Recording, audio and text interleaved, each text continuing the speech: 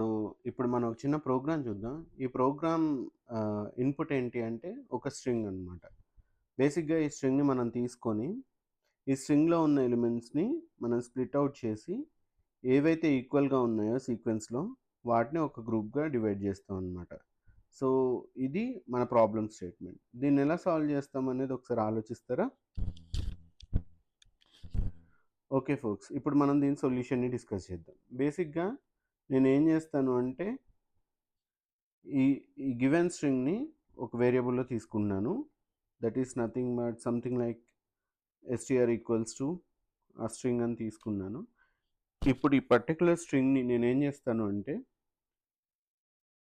Of course క్యార్స్‌గా divide చేసుకుంటాను. So, individual క్యార్స్‌గా divide అయితాయి.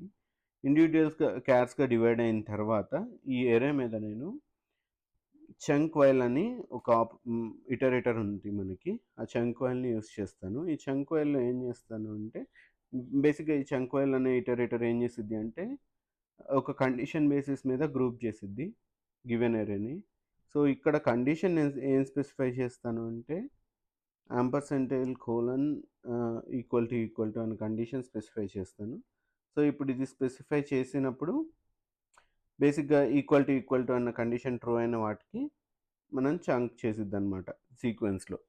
So, ఇప్పుడు మీరు అవుట్‌పుట్ చూస్తే ఆఫ్‌కోర్స్ ఇది ఎన్యూమరేటర్ కాబట్టి నేను అర్రేగా కన్వర్ట్ చేసి అవుట్‌పుట్ ప్రింట్ చేస్తున్నాను. మీరు అవుట్‌పుట్ అబ్జర్వ్ చేస్తే మన ఎక్స్‌పెక్టెడ్ అవుట్‌పుట్ వస్తుంది. Thank you folks. Have a nice day. Bye by.